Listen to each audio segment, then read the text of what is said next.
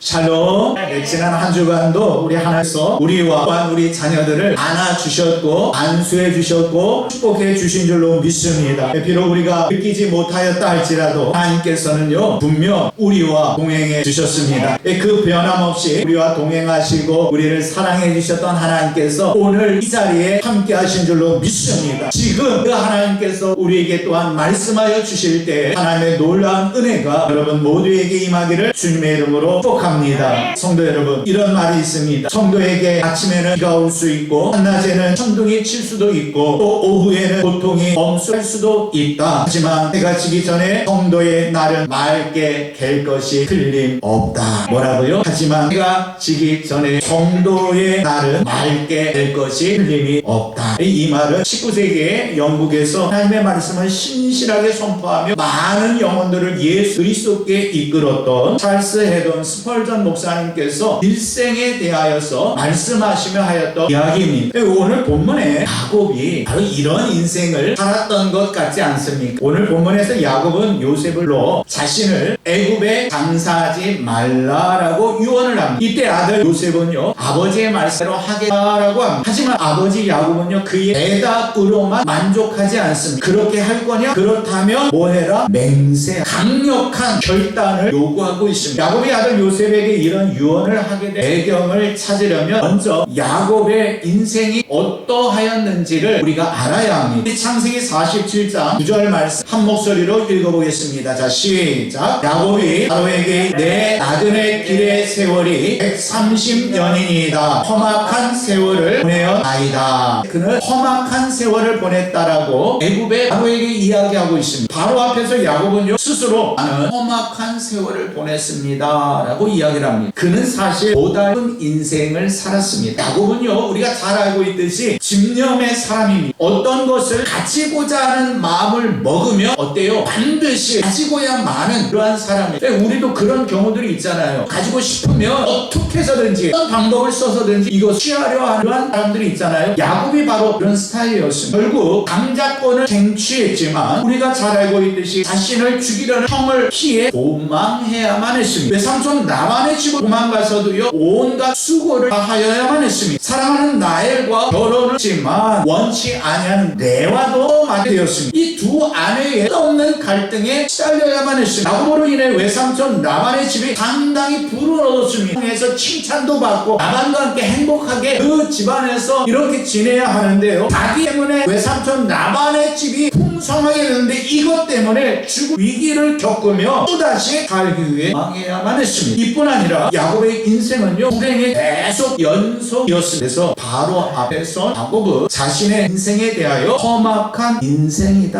라고 말했습니다. 아마 야곱의 이 말에 공감하시는 성도님들이 계실 수 있을 겁니다. 목사님 그렇습니다. 야곱의 모습을 보니까 꼭 제 인생을 보는 것 같습니다. 제 인생이 바로 그렇게 험악한 인생이지만 하나님께서 야곱을 이 험악한 인생을 그만두시지 아니하셨다는 것을 우리가 성경을 하여 발견하게 될 것인데 여러분의 인생에도 이러한 변화를 일으켜 약속하신 인생을 살게 되는 여러분 모두가 되시기를 주님의 이름으로 축복합니다. 그렇다면 야곱이 이 험악한 인생을 살게 된 배경은 무엇이? 앞에서 제가 조금 설명을 드렸는데요 욕망 때문이에요. 한번 생각해 보세요. 장자권을 차지하기 위해서 형을 속였습니다.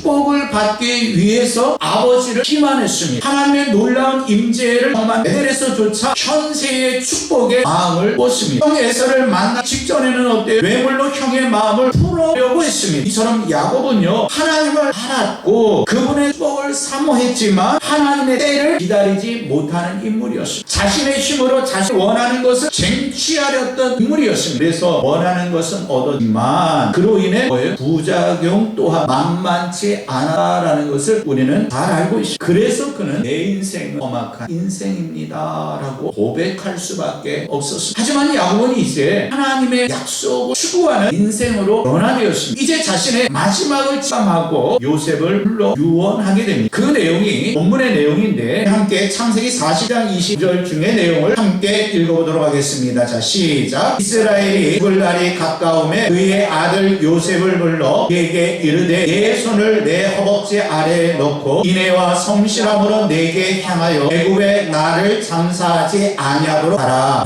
성도 여러분, 이 말이 어찌 보면 험하게 들릴 수 있습니다. 하지만 험악한 인생을 살았던 야곱의 신앙이 담겨져 있습니다. 제가요 이렇게 사역하다 보니까 장례도 꽤 많이 치렀거든요. 근데 장례를 치르다 보면은요 가끔 문제가 되는 것이 있어요. 뭔가 하면 목사님이 혹은 집사님이 돌아가셨다라고 해서 갔어요. 했는데 이제 자녀들이 서로 다투는 거예요. 뭐 갖고 다투니? 기독교 장으로 치를 것인가 아니면 일반 장으로 치를 것인가, 자기네들끼리 막 그거 갖고 싸우는 거예요. 여러분, 부모님은 분명 예수 그리스도를 믿으셨는데 자녀들이 그 장례 절차를 놓고서 다툽니다. 그렇게 결정을 못합니다. 성도 여러분, 소망합니다. 우리 주님께서 여러분을 부르실 날이 앞으로 있을 겁니다. 그날이 30년 후가 될지 50년 후가 될지는 모르겠지만 아무튼 부르실 거예요. 그 날이 오기 전에 자녀들에게 꼭 말씀 주시기 바랍니다. 나는 하나님 나라 친 백성이다. 그렇기 때문에 나의 장례 절차는 기독교 장례로 치루어야 한다라고 꼭 말씀해 주시길 바랍니다. 장례장에서 자녀들이 뭐 이렇게 치르나 저렇게 치르나 그렇게 논의하지 아니하고 우리 아버지가 우리 어머니가 돌아가셨다라고 하면 그러면 당연히 기독교 장이지 이렇게 이야기할 수를 저는 소망합니다. 그런데요, 더 좋은 것은 여러분이 그렇게 말을 해서 자녀들이 그렇게 장례절을 치르는 것이 아니라 주님께서 여러분을 부르시기 전에 여러분의 모든 자녀들이 이미 예수 그리스도를 믿고 진정한 그리스도인으로 거듭남으로 말미암아 그것은 당연하지요 라고 말하게 되게 주님의 이름으로 축복합니다. 야곱은 지금 요셉에게 애굽에 나를 장사하지 아니하도록 말을 합니다. 또 손을 허벅지 아래 놓고 맹세하라고 합니다. 엄중한 맹세를 의미하는 것입니다. 쉽게 설명을 하면 이런 거예요. 오늘날 뭐 청경책에 손을 넣고 맹세하는 것과도 유사한 거예요. 맹세의 내용은요, 자신을 애굽에서 장사하지 말라는 것입니다. 자녀를 놓고서 야곱이 요셉을 놓고서 지금 맹세를 요구하는데 나를 애굽에 장사하지 말라는 거예요. 어찌 보면은 그게 뭐 애굽에 장사하든 어디 장사하든 그게 대단하다고 우리가 생각할 수 있는데 아닙니다. 반드시 가나안에 있는 조상의 묘지에 장사해 달라는 야곱의 신앙의 메시지를 들을 수 있어야 합니다. 그렇다면 야곱은 요셉에게 왜 다른 것을 부탁하지 아니하고 이런 부탁을 한 것입니다. 히브리서 기자는요 야곱의 믿음을 제시하면서 히브리서 11장을 믿음의 사람들은 해서 믿음의 사람들에게 딱 제시한 그들의 믿음에 대해서 기록하였습니다. 그런데 이 히브리서 기자가 야곱의 믿음을 제시하면서 이 사건을 이야기했어요. 요셉의 부하들을 촉하면서 이 사건을 이야기하고 있는데 히브리서 11장 21절 말씀입니다. 우리 함께 읽어봅니다. 자, 시작. 믿음으로 야곱은 죽을 때에 요셉의 각 아들에게 축복하고 그 지팡이 머리에 의대하여 경배하였으며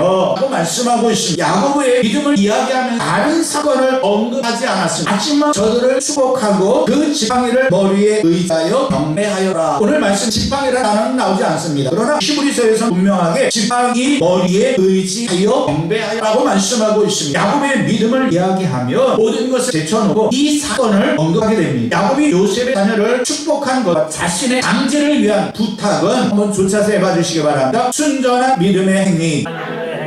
순전한 믿음의 행위요. 하나님의 약속을 추구하는 행위입니다. 사실요, 야곱과 야곱이 그의 시조를 데리고 애굽으로 올까 말까 고민했던 때가 있습니다. 그런데 애굽에 왔어요. 하나님께서 말씀하신 바대로 순종하여 애굽에 왔는데 글쎄 애굽에서의 삶이 많아 흉한 거예요. 누가 있었기 때문에? 요셉이 있었기 때문에. 근데 더 중요한 것은 누가 계셨기 때문에? 하나님이 계셨고 야곱과 그의 후손들이 좋은 땅에 거주하게 되었습니다. 거기에서 생업을 얻었습니다. 오늘 본문에 생육하고 번성하다라고 말씀하고 있습니다. 무엇 하나 부족하지 않은 그런 삶을 어디에서 누리고 있어요? 지금 애굽에서 누리고 있다라는 것. 마치 우리의 자녀 중 예수 그리스도를 믿지 아니하는 자녀가 세상에서 잘 나가는 것처럼 애굽에서 만사용하고 있어라는 것. 남부로 오고 풍족하고 명예있고 건강하게 애굽에서 세상에서 우리의 자녀 중 믿지 아니하는 자녀가 그런 삶을 살고 있다. 여러분은 어떻게 하시겠습니까? 예수만 안 믿었지 최고의 삶을 살고 있다 할 때 여러분은 어떻게 생각하고 계십니까? 예수만 안 믿어. 그게 문제지. 다른 건 최고예요. 건강이요, 또 지위도요, 명예도요, 물질도요, 최고예요. 자랑할 만한 것이 아닙니다. 다 얻었다 할지라도 예수 안 믿으면 다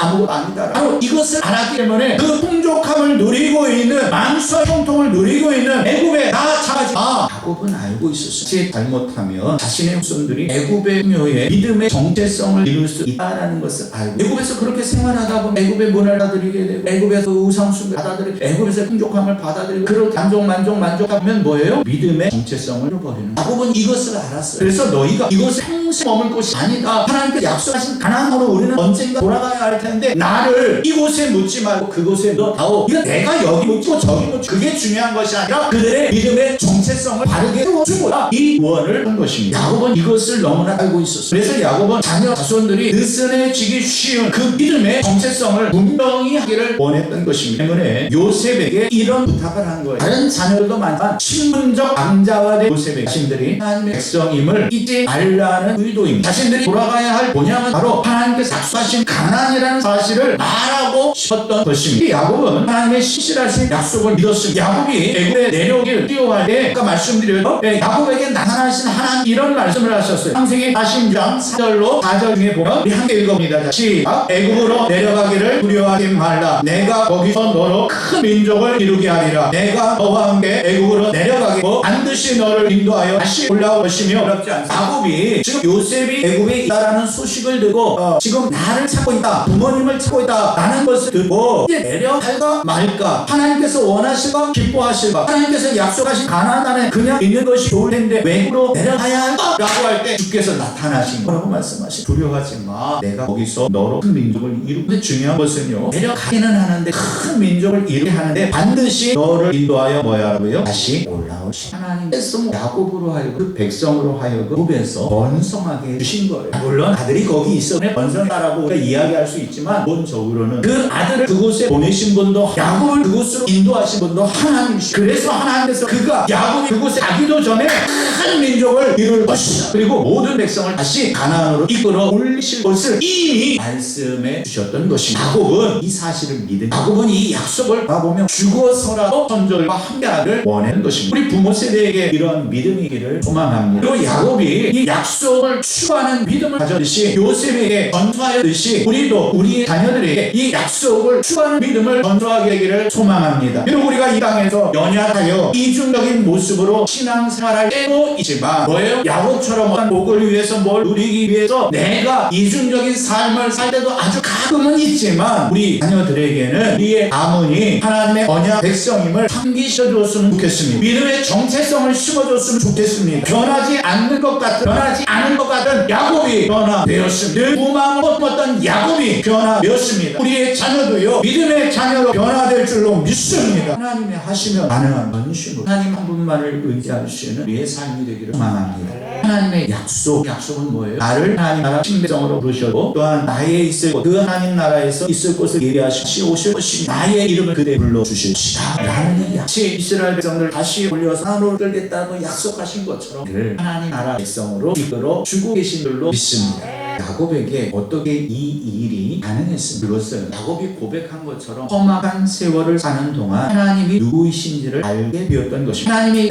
야곱이 깨달은 하나님은요, 전능하신 하나님이십니다. 야곱과의 약속을 신실하게 이루시는 하나님께서 이제 우리와 또 그 믿음 안에서 축복의 약속들을 이루어 가고 계신 줄로 믿습니다. 어떤 사건 앞에서 두려워 떨고는 않았습니다. 하나님을 의지하지 아니하고 신의 힘을 무엇인가 하여는 그러한 인생을 살지는 않았습니다. 세상의 풍조에 있었던 적은 없습니다. 아들이 죽은 것처럼 느끼며 아무 소망 없이 살고 있을 때 혹 잊지 않았습니다. 하지만 하나님께서는요, 그때에도 늘 함께 하셨습니다. 우리를 향하신 하나님의 약속은요, 변함이 없으십니다. 그 하나님, 나는 실패할 수 있지만 그 하나님은 실패가 없으십니다. 이 사실을 믿는 것이 약속을 추구하는 믿음입니다. 야곱은 이런 사실을 알고 있었고 침사머리에서 감격과 감사로 하나님께 경배할 수 있었습니다. 사랑하는 성도 여러분, 야곱의 하나님이 바로 저와 여러분의 하나님이십니다.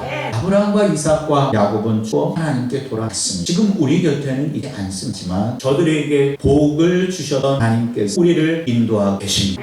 우리와 함께하고 계십니다. 이제 우리도 야곱과 요셉처럼 우리의 자녀들에게 믿음의 정체성을 찾기까지 요구했으면 좋겠습니다. 바로 우리의 자녀들 역시 지금은 좀 부족해, 지금은 믿음의 생활을 못하고 있다 할지 하나님께서는 분명히 불러주실 줄로 믿습니다. 한 주간 이 말씀을 기억하며 우리 하나님께 나아갔으면 좋겠습니다. 우리 시편 140편 5절 말씀 함께 읽어보겠습니다. 야곱의 하나님을 자기의 보험으로 삼으며 여호와 자기 하나님에게 자기의 소망을 두는 자는 복이 있도다. 할렐루야. 저는 여러분이 복이 있으신 분들인 줄로 믿습니다. 주변에서 복이 있는 사람은 어떠한 자라고요? 야곱의 하나님을 자기의 도움으로 삼으며. 이제 야곱에 대해서 야곱의 인생을 나누었고 야곱의 요셉을 향하여 무엇을 유언 우리가 다 함께 나눴잖아. 이것을 우리의 가슴에 싣고서 야곱의 하나님을 이제 우리의 도움으로 삼고 여호와 자기 하나님에게 소망을 두는 우리가 그 하나님께 소망을 것이. 오늘 본문의 말씀도 그렇고 이 시편 46편의 말씀도 그렇고 쫓장하면서 우리의 고백이 되었으면 좋겠습니다. 우리의 자녀들이 이 약속을 추구하는 된 인생이 되기를 축복합니다. 야곱을 보셨던 하나님께서 이제 우리와 우리의 자녀들을 도와주시기를 주님의 이름으로 축복합니다. 함께 기도하겠습니다.